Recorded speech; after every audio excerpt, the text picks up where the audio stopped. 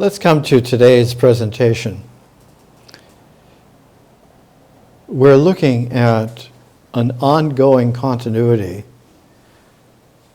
that has a sinuous energy form. It's an energy frequency, and so it will have a signature that's well known and understandable, and that this signature is in fact something which we're all familiar with, and that is that there is a sine wave when energy is in its wave form, and there is a line when energy becomes particled. This is the pairing of the ways in which light as an energy occurs. It occurs as a wave, it occurs as photons, as particles. And the photons carry the facility of the wave. And that facility is electromagnetic energy. It has an electric line that loves to intergal in particality. It loves to come together. It loves intergaling. The wave is a different quality. It's differential. It has a differential quality to its energy. And so magnetism is different from the way in which an electric current, moving by its polarity, moving by the way in which positive and negative make a duality. A wave form is different, does not work integrally, spirals itself around the line of motion of the electric current in the electromagnetic wave, and that this is an indication for us of the way in which a universe of phenomena is the fruit, the outcome of a soil of the way in which a dynamic of differential energy occurs in its flow, in its ongoing, but that flow occurs within a field. So when it came to the later half of the 20th century, the quantum quandary, the uncertainty of being able to have an observer measure the space location of a particle, and that energy spread. All of this was brought into a field of resolution by quantum field theory, QFT. We, in the beginning of the middle of the second decade of the 21st century, are positioned, are poised, are ready to behold a revelation that movement, that dynamic within a zero field is time itself. And that time itself in its dynamic energy wave is able to carry with it the particality of the universe in terms of the space, in terms of the dimensions of space, that the dimension of time is that stem carrying the sap of the tree that becomes the universe within a ground of a fertile zero field. So that when one has a graphing of an energy frequency of a wave, whatever kind of wave will have its crests and troughs, and it will have a symmetry around a horizon that is median to those symmetries of crests and troughs, and carries the dynamic. And so time has that as well. It has crests and troughs, and it has a median horizon, which is, in actuality, the zero field itself, that now has no emphasis whether it's going to be crusting or troughing. And so the dynamic of time occurs quite naturally within the zero field and carries as itself that zero field, that zero horizon, so that time becomes mysterious much later on when there are thinking beings. And when they get to where we got to early in the 20th century, in the wonderful visioning field of Einstein, that space-time has its continuity where it is a fabric that allows for an impress of particality to curve space-time, so that what would be a field of nature now becomes a woven tapestry that is able to have its curves, its indentations, its curving, and that this then should be gravity. So that a field for the universe should be gravity, gravitation. And it should center itself on particality. This became apparent about 400 years ago to an Einstein of the time. His name was Johannes Kepler. He was given an assignment to turn into mathematics, into a mathematical expression, the observations of orbits of planets like Mars around the sun, and to plot out the way in which it could be expressed in mathematics.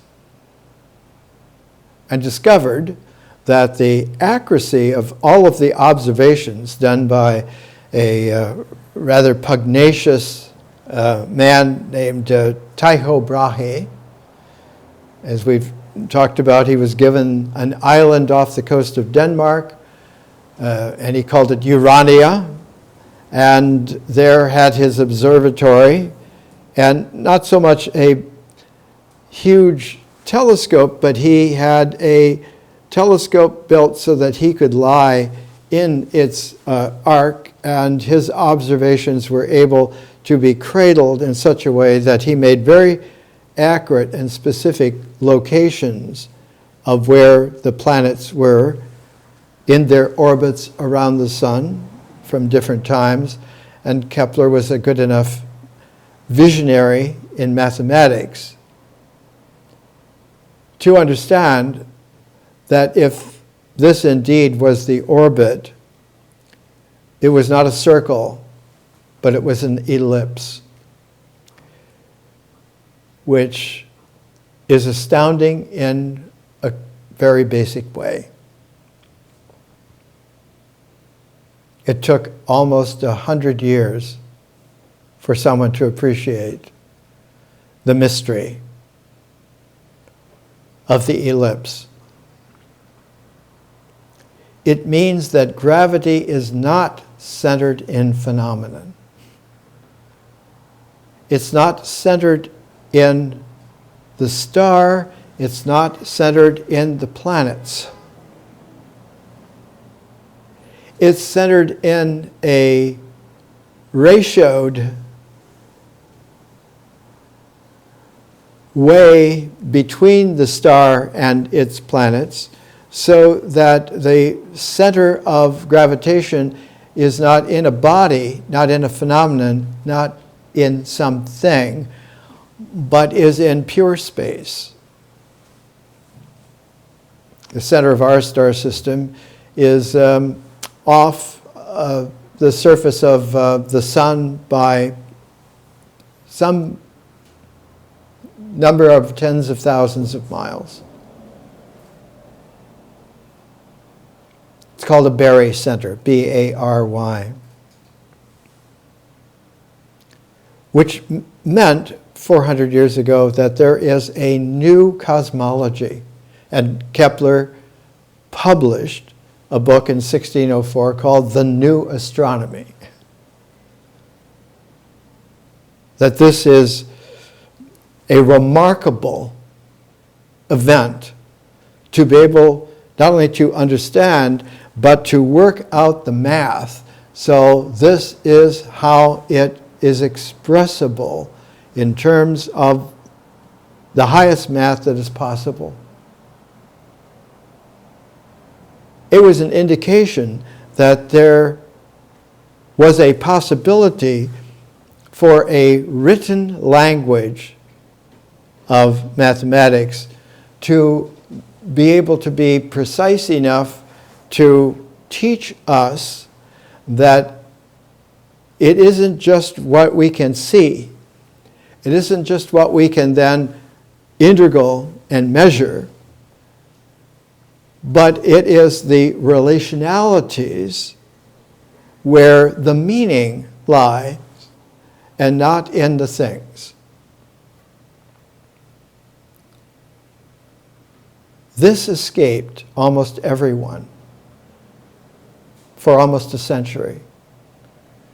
I'm the first person to be able to understand math visionarily enough to see what the situation really was turning out to be was Isaac Newton. And he saw that there are a pair of problems, a pair of fields where the resolution can take place. One of them certainly is the refinement of mathematics to bring it to a sophistication so that one could really talk in a written mathematical expressive language way what was going on, but that the precursor of that, or the companion to that, the forerunner of that, was to be able to see accurately. And all of young Newton's early works were about optics. And he would send these letters on what he was working on to Henry Oldenburg, who was the president of the Royal Society in London, founded by Thomas Sprat some 100 years before.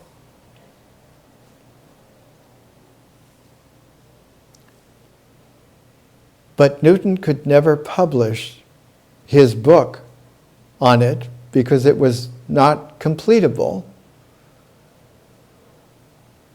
He was able to publish his book on the mathematics of it as the Principia Mathematica in 1687, some almost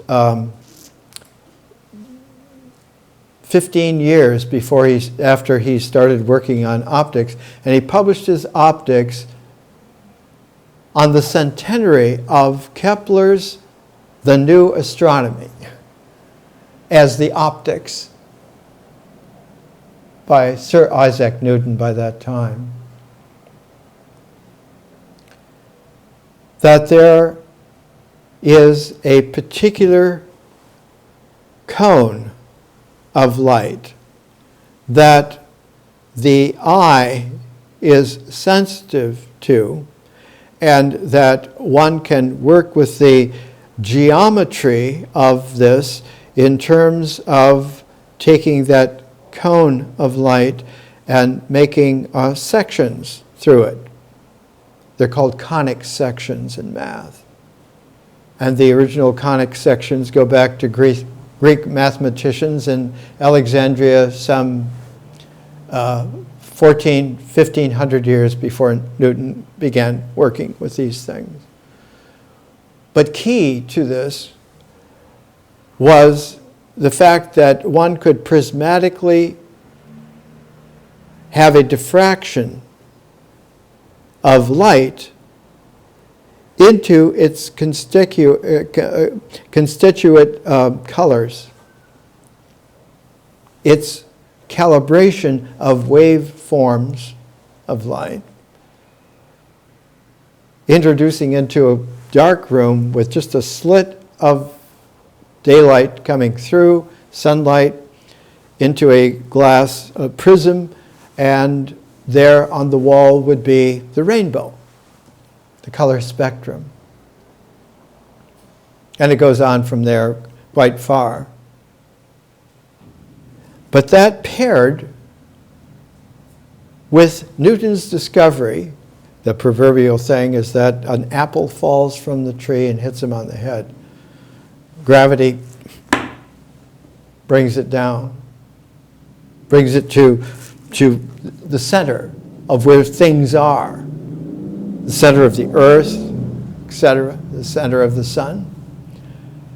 All of this becomes a quality of mystery even after it is expressed in mathematics.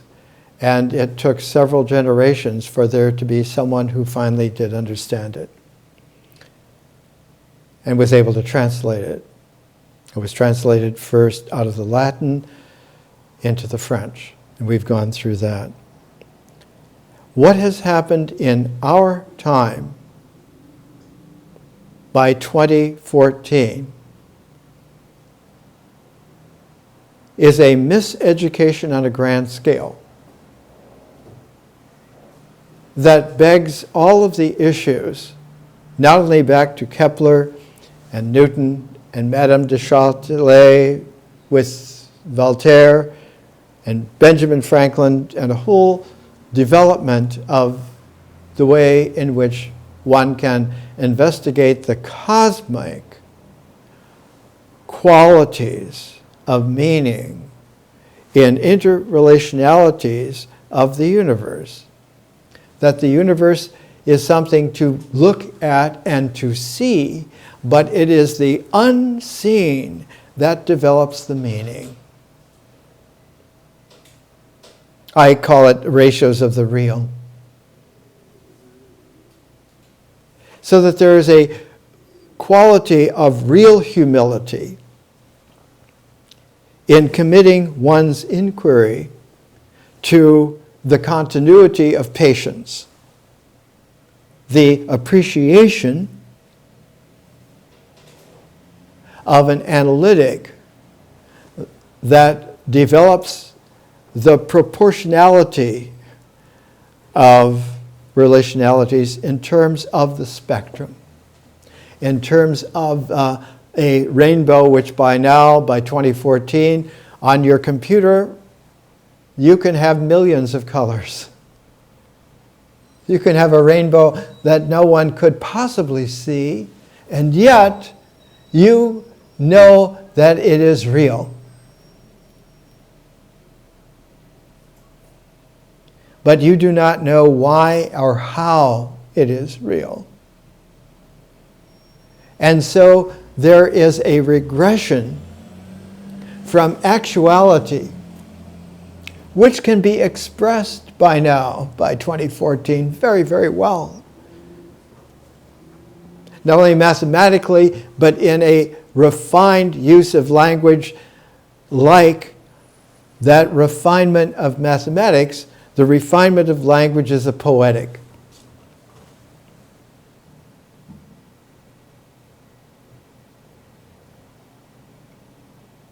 Truth is beauty, and beauty is truth. But for man, very often, never the twain shall meet.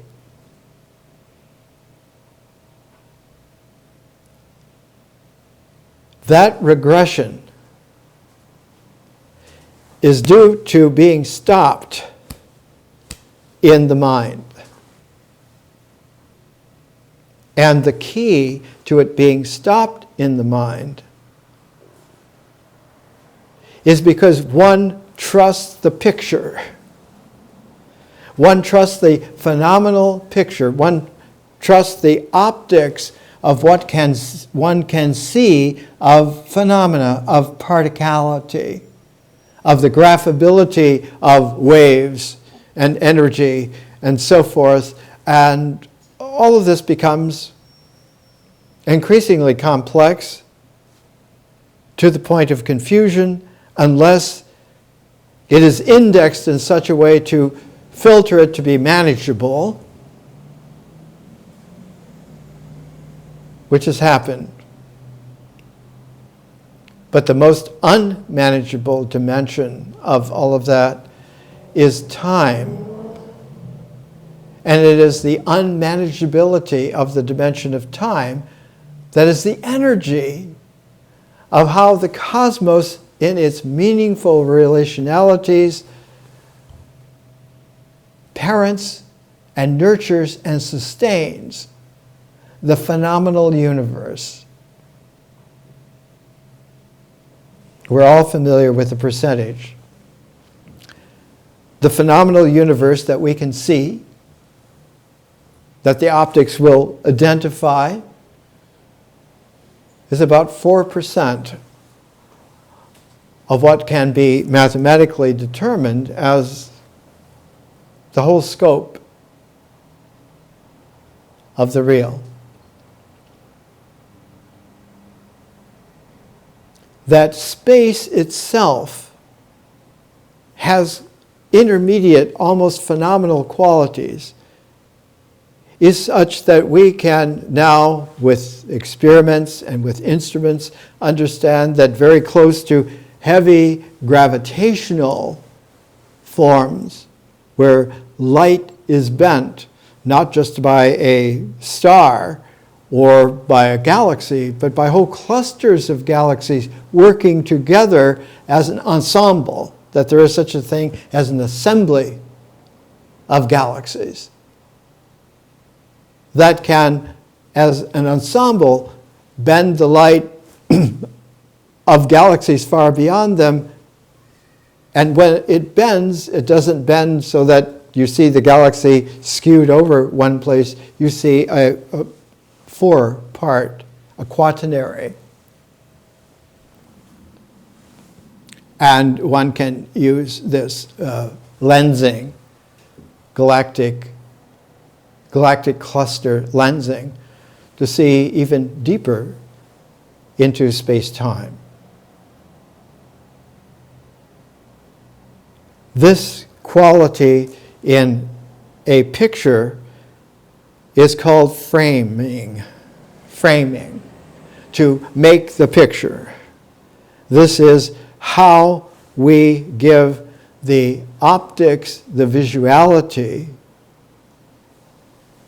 a descriptive traction. And one of the problems that came up in the latter part of the 20th century is that just as there was the discovery that there is around powerful stars, space-time itself as a framing, as the fabric of space-time, suffers frame dragging. There's a hiatus of its registry in time. So that by the mid-1970s, all of this was being applied as one would expect and hope and encourage it to be applied, not only in terms of the universe, but in terms of ourselves. One of the deep developments was the profound understanding that language helps make the picture. In fact, the picture of its images, when given particality, they're called pixels. And if you have enough pixels per space frame, one begins to get the picture, comes into what we would call focus, phenomenal focus. We can see what we're looking at.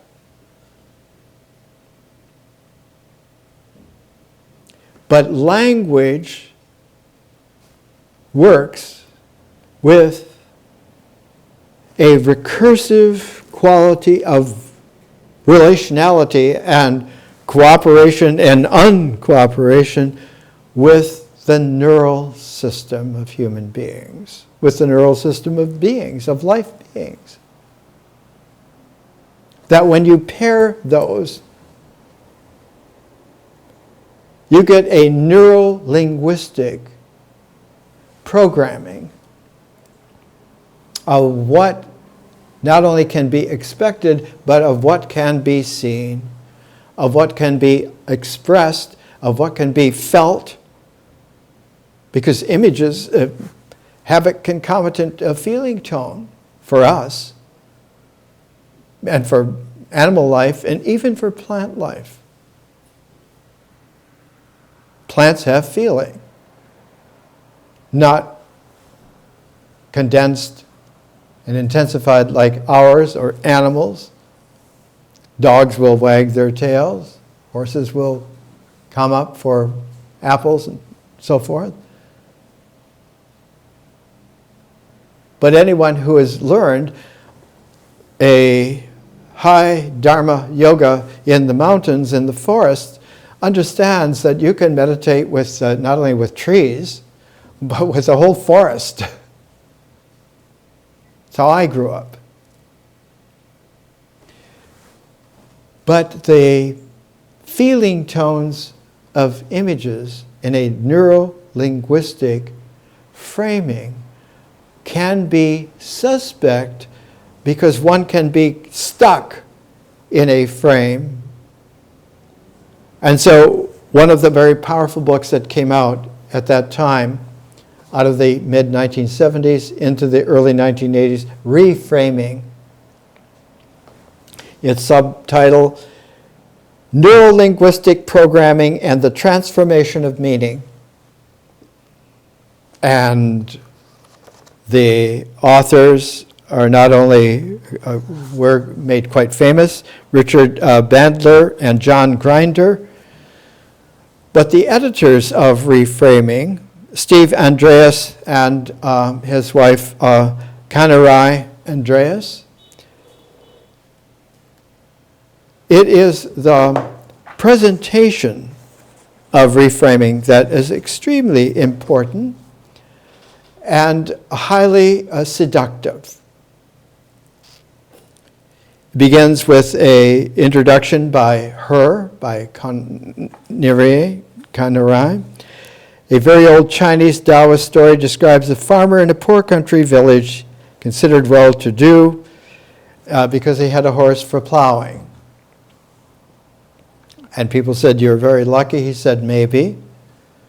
One day the horse ran away, and they said, "Well, you're finished. You're going to be like the rest of us." And he said, "Maybe." And the horse came back in companion with 2 wild horses. They said, "Well, you're now 3 times, thrice as rich." And he said, "Maybe." And his son tried to ride one of the horses, and the horse was wild and bucked him, and he broke a leg. And they said, "Well, how unfortunate this is." And he said, "Maybe." And the next week, the emperor sent his troops out to get recruits, and they said, "This young man can't come, he can't serve, he has a broken leg, and who knows if he's going to be able to walk right." "Well, you're very fortunate, aren't you?" "Well, maybe." The meaning that any event has depends upon the frame in which we perceive it. So that perception and framing conception are integrally linked together. They're not only a barbell, but in some circles it's called a dumbbell. And you can exercise and you can build your muscles by manipulating dumbbells. Not just your muscles, but your social muscles, your corporate muscles, your military muscles. You can get superhero, transhuman sized. There's a recent book from 2008. It's called Post-Human Metamorphoses, Narrative and Systems. Narrative has to do with the mythic horizon of language. The flow of how images and feeling tones and spoken language work together and become the source of grasping so that one can hear it and understand it and feel it and see it. And out of this then comes what you can take from it, and you can have a conception, which, if you're really careful about it, you can make sure that your conception proofs out your perception. And so the frame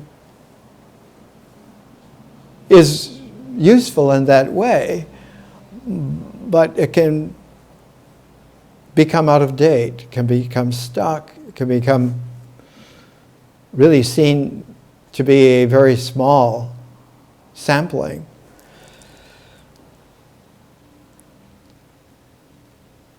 When we change the frame, we change the meaning. This is called reframing. Changing the frame in which a person perceives events in order to change the meaning. When the meaning changes, the person's responses and behaviors also change. Your responses, ritually, and your behavior, ritually.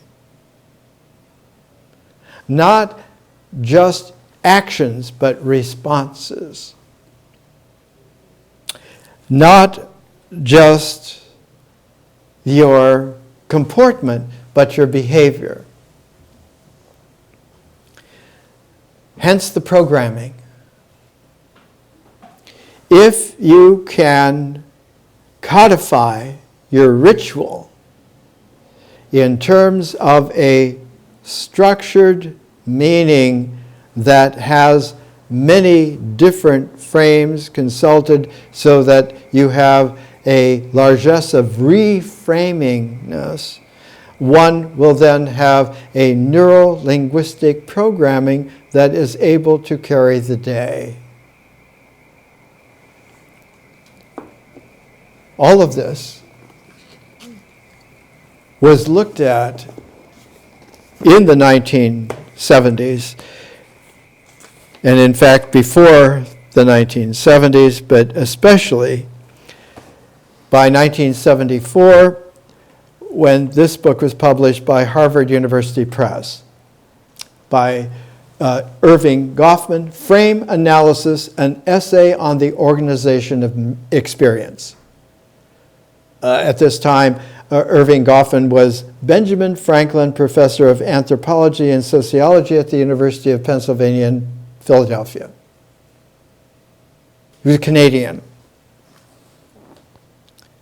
And he saw that there is an interaction ritual that sources the hook of the confidence and a neuro-linguistic programming for not just framing but reframing.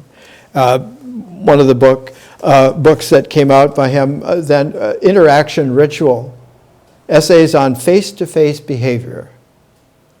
Not person-to-person, face-to-face.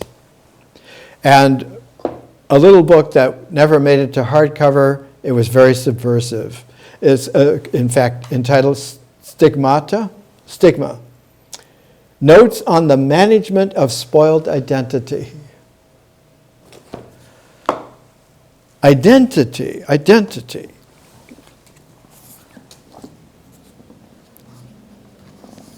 Identity crisis.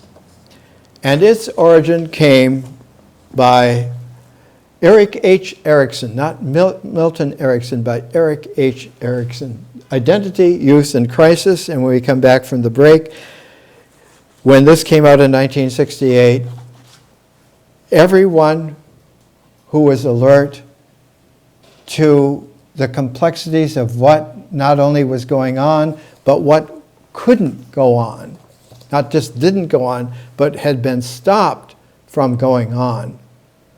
In particular, by systems analysis taking over the educational structure of higher education especially. I was there. I'm a survivor. I'm here to tell you about it after the break.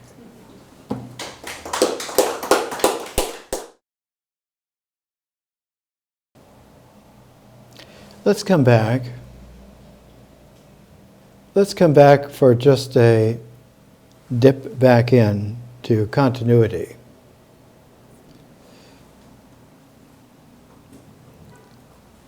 One of the qualities of Erik H. Erikson was his companionship with Joan M. Erikson. And he died in his early 90s. And she, being somewhat younger, a little younger, lived on and published a retrospective remembering of their work together, because it really was a shared presence work together. The Life Cycle Completed, extended version with new chapters on the 9th stage of development by Joan M. Erikson. Erikson looked at the spectrum of lives for human beings. complex as we are,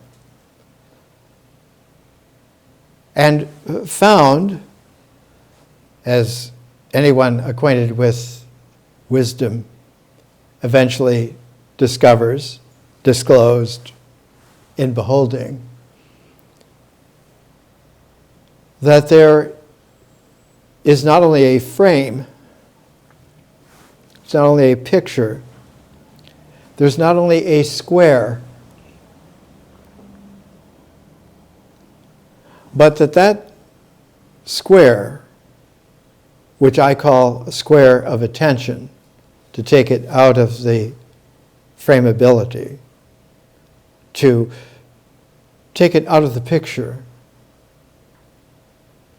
that square of attention, in terms of an electronic integral together, however big a picture, however big a frame that you would like, or how complex what is being reframed, or even reframed, or even put into a continuity, like so many frames per second, which gives you then moving pictures, which then you can expand so that you can have an ever larger screen. You can have 70 millimeter Round the World in 80 Days by Mike Todd.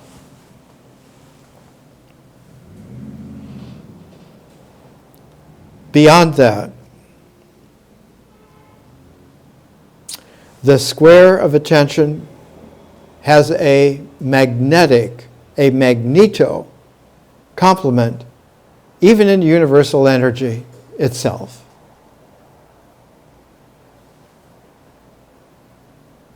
The electromagnetic spectrum, and those equations, by the way, in Maxwell's treatise on such things, about 140 years ago now, solve both ways. They solve in a positive, and they solve in such a way that there's not only an electromagnetic spectrum in the universe that is seeable, but the mathematics shows there is a magnetoelectric energy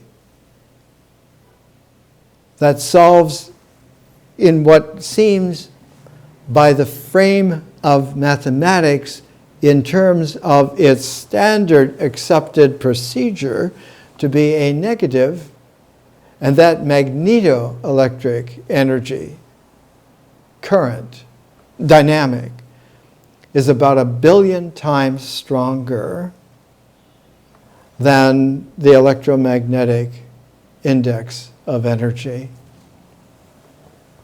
So that the universe coming out of a zero field fertility has not only an electromagnetic universe, but it has, not separate from it, but woven into it in a very specific, balanced, symmetrical way. A magnetoelectric universe that is by far the bulk of what is real, is really the cosmos, as the wisdom tradition since Pythagoras, some 2,500 years ago, would express it. Misused all the time and continually and mostly. The first pre-Socratic philosopher to use it in a Pythagorean term was Empedocles, in a his poem on the cosmos. And later on, Parmenides in his mystical poem on the way of Parmenides, the cosmos of Empedocles, the pre-Socratic Heraclitus, where all is flux. You can never step into the same stream twice. It's changed. It's different. Etc., etc. Anaxagoras, one can go on and one did go on.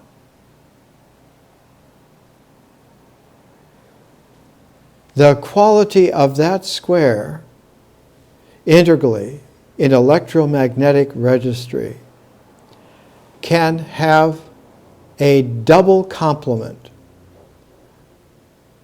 most graphically by making a 90-degree tilt so that the square becomes a diamond. And, surprisingly not surprising, it can tilt 90 degrees left or right.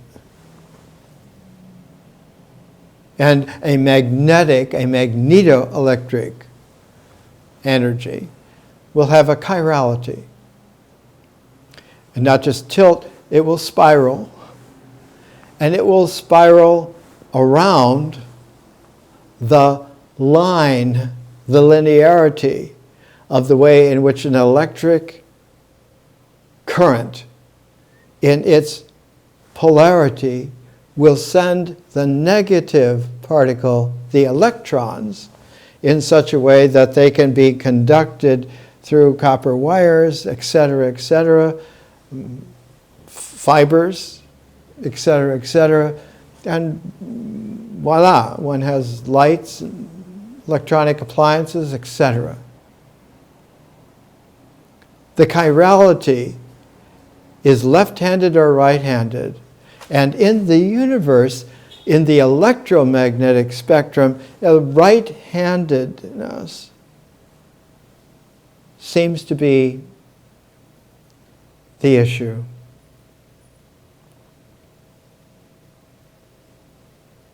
Whereas left-handedness is the problem. But it's chirality which is the resolution. If you take a square and you superimpose one of the diamonds on it, you get an eightfold structure. In India, it's called a mandala. 8. And if you do that in terms of a musical scale, you get an octave. If you do architecture, one has an octagon. When the mother of Jesus died at age 65 in Ephesus, as a commemoration for her, an octagonal building was built by not only the survivors, but the community that had taken root in the couple of years that it was being developed, and that octagonal memorial, burial building for her was on the major way of Ephesus that led from the port to all of the sacred shrine major events and so forth, and cutting spirally from that was a way that went to a different area of the very large city of Ephesus, where eventually a great church was built for Maria, for Mary, and it was assumed that that church was built for the Virgin Mary, and that assumption is peculiar when one knows the real history. That octagonal structure, when news of it was carried to the West, when it came to the attention of the rest of her family, the two of her sons, of the 4 brothers of Jesus, were there with her, and they're the ones that oversaw the building of the octagonal, Joseph and Simon. The other two sons, James the Just, and Jude, were still in Jerusalem. But the four daughters were in the west country of Britain, not England, but Britain, ancient Britain. And that lore was passed on, so when it came time for one of her daughters, Susanna, who had the only female daughter among all of the sisters' children, all the rest were boys, and she was given a family name. Her mother was Susanna, and one of her aunts was Joanna. Mary, the mother of Jesus, her mother was Hannah. So the daughter, Jesus' only niece, was called and named Anna. And Anna married the most powerful king of the West Britain. His name was King Belle-Mawr, M-A-W-R, like Bryn Mawr. Belle means good. The great good king. He was the king of Cornwall. Like where they were, which became Somerset, the king at that particular juncture was Avaragus. But when it came time to celebrate the triumph of 3 generations of incredible wisdom, tradition, great way women in the West Country, they built a shrine to the Virgin Mary, and they built it in octagonal form because they understood that this was the architectural prototype that was made in Ephesus by the great artist Mary Magdalene, who designed this structure, that this would be the 8-fold building structure to show this great octagonal, not only a square of attention, but its chirality to have the attentiveness of the meaning of the square of attention in its great chirality, where the integral diamond is in a deep complementarity with, so the square and the diamond, the integral and the differential, are brought together in a form that is a resolution, the 8-fold building, the 8-fold octave of sound, like the octave, the way in which the pairing of 4 pairs, like the ancient Egyptian gods always were in pairs, Osiris and Isis and so forth, and beyond and within which a 9th was the sacred source of the 8. And so what is in and without is a field of the 9th. And so in a life cycle completed, Joan M. Erickson bringing the ancient wisdom forth because her husband had concentrated on the octagonal, the octagon, the structure of human lives as we have come to understand them by the late 20th century. And she added chapters bringing in the 9th. And all of this was published originally in 1982 and put into a paperback in 1987.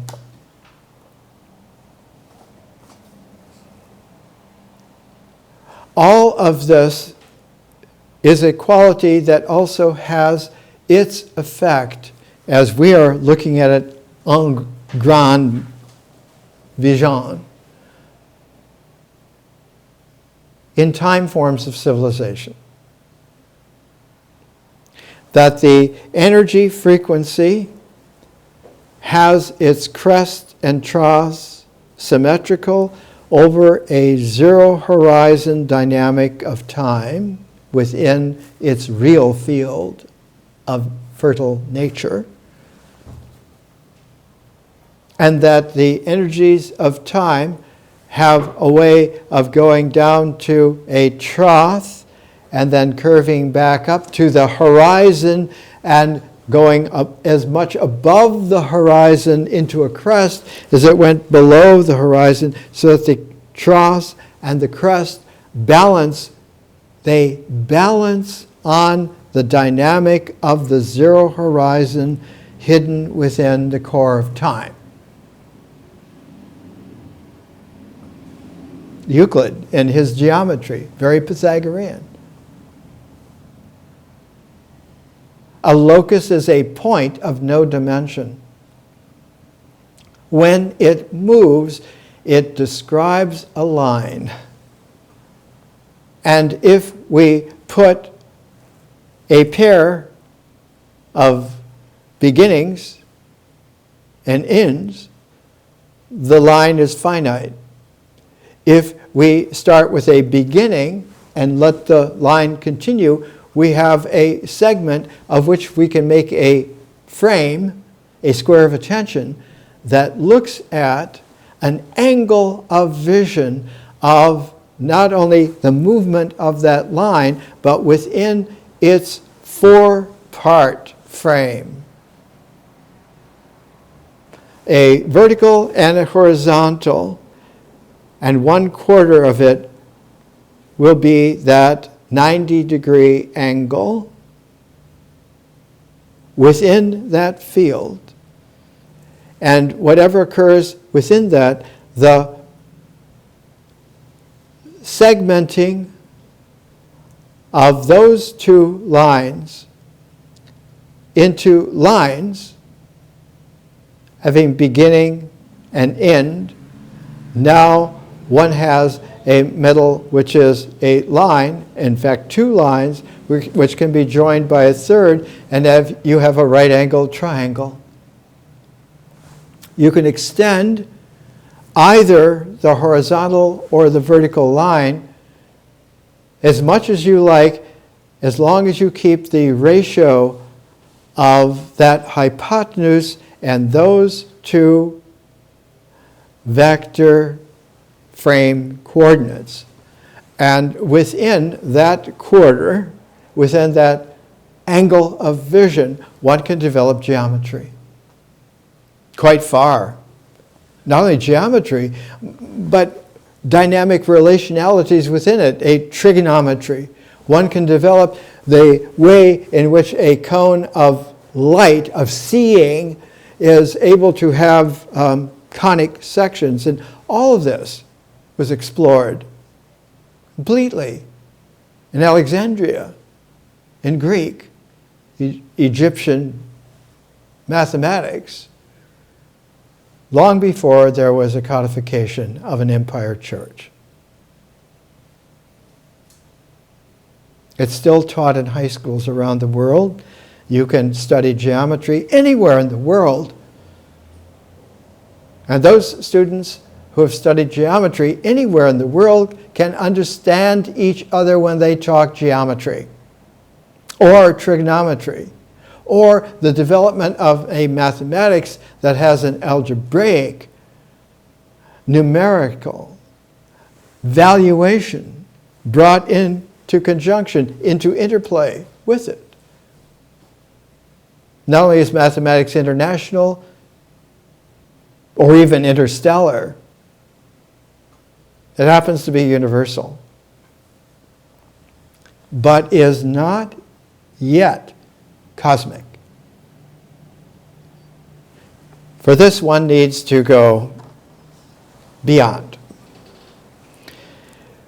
In the time forms of civilization, and we'll come back to frame analysis, to reframing, to many other things in presentations to come. But now we want to look at the way in which time forms of civilization have a master cycle, which is best characterized as a carrier wave. What does it carry? It carries the time dimension of meaning for life, especially under the guidance and care and tutelage of dominant species, in our case on our planet, Homo sapiens sapiens.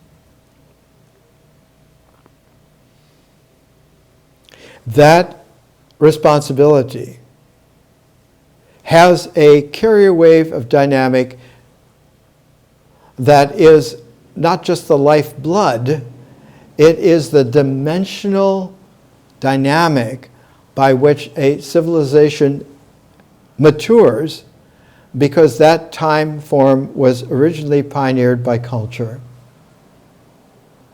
It was pioneered by culture in tens of thousands of years of increasing access to a fifth dimension, a field of vision. So that even 40,000 years ago, a species that had been around for 160,000 years at least by that time developed the capacity to work within that visionary dimension and produce a sixth dimension, which was the artist.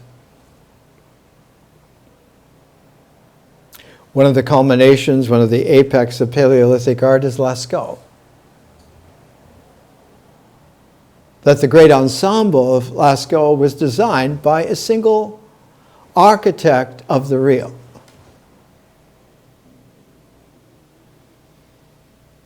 There was no written language, he couldn't sign his name, but he put his signature on the heart side of the entrance to the cave complex of Lascaux. The first symbol that one sees on the left is the head and neck and mane of a black stallion. So I call him Black Stallion. And when you go down the main concourse of that dynamic of entering into and progressing forward, that movement, that timeline, which has illustrations on the left going all the way to what becomes the end, so that there's a geometry then that is able to be operative. There's a stalactite hanging down from the roof of the cave, obtruding itself, and there on that stalactite is another head, mane, and neck of a black stallion, where you turn chirally to the right, because that's the clockwise motion of the way in which an integral occurs, and one comes back, and there are paintings again, but they're different.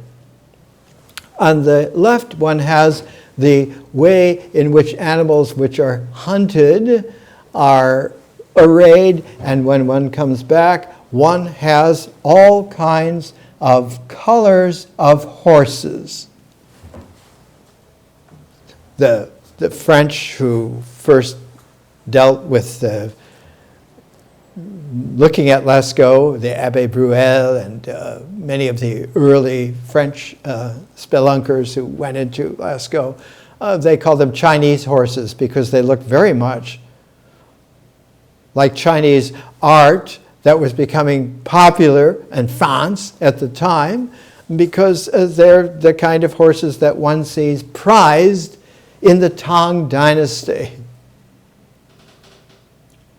They're the sturdy horses, not Clydesdales, but they're the sturdy kind of horses that used to be the prize and pride of military generals in the Tang Dynasty. because they're not only stable in battle, they are stamina in endurance, and they were the symbol of Tang Tai-tsung, who founded the Tang Dynasty. And he got that because he was told that the greatest conqueror before then was somebody from the far west. And in China, like in Egypt, the paradise was always in the far west. Not just west, the far west. Like for us, the Chirality is the far east. Someone named Alexander the Great had a prize horse, a black stallion named Bucephalus, who was with him in all of his campaigns. He never lost a campaign, never lost a battle, and Bucephalus was always his steed.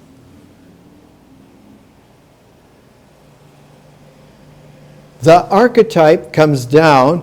Every great knight has to have a horse. Sir Gawaine's horse is Gringolet. And the livery on Gringolet and on the shield, and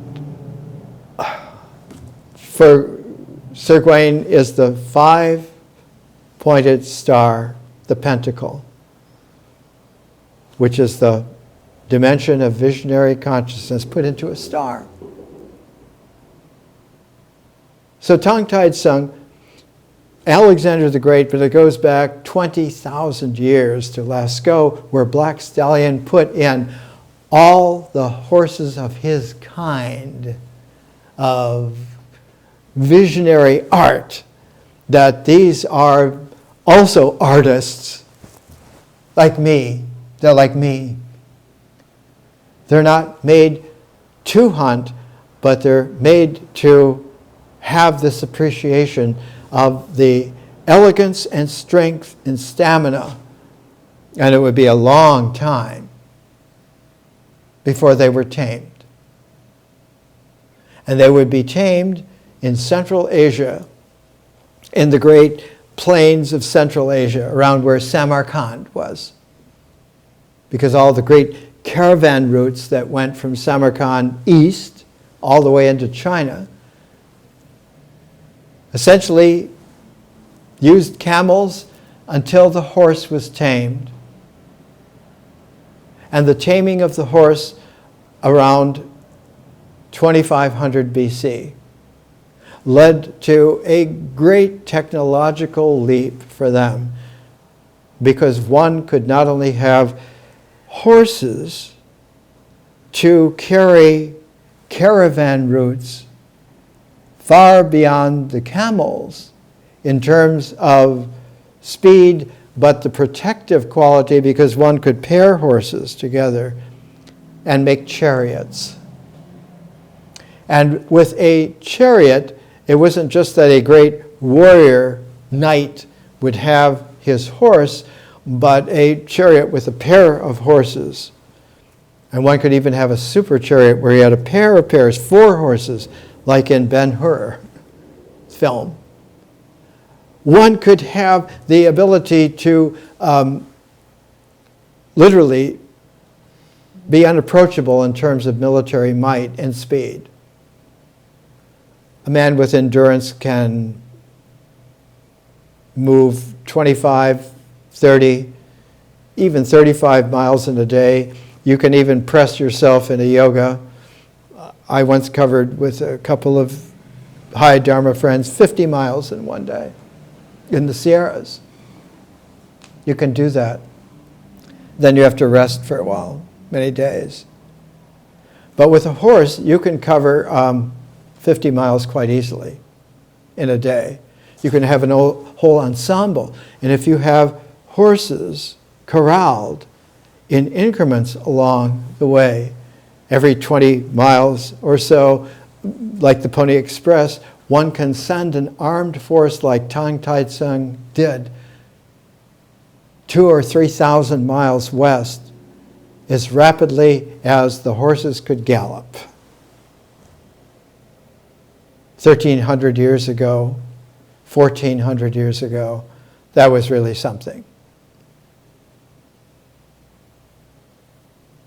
It took about 600 years for the Mongols to breed their own wild horses and get their own horsemanship. And under Genghis Khan, they rode all the way west into France before they were stopped.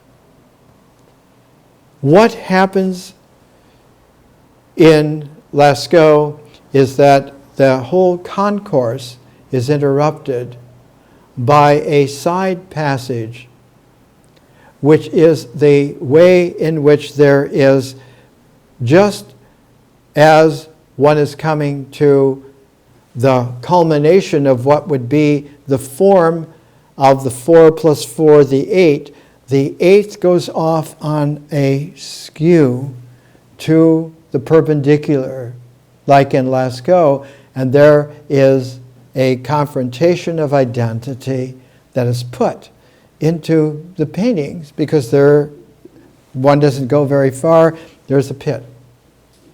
There's a fall off abruptly in that other passage in the cave, and it plunges down quite a ways, some 25, 30 feet. Those who were going through that initiation, that journey of understanding the mystery of how one completes the ambience to it, that one goes through the recycling, not through the framing, but through the whole mandala, that the 8th movement is a movement that is of a different nature and presents one with a threshold that is truly life-threatening.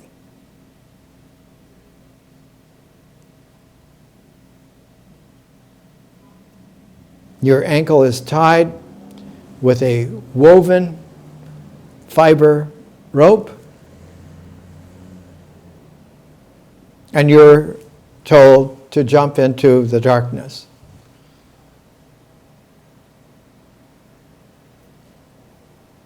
You do not know that bungee style, you will not crash into the rocks below in the unseen darkness. But there will be a moment where you are stopped just short.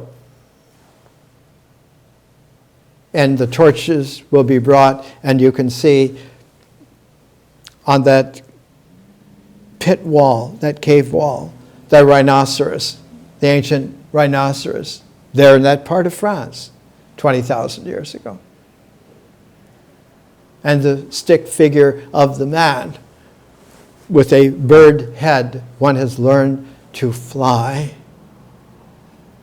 as a man, as a human being, into dimensions and realms that were not available before for you, for anyone.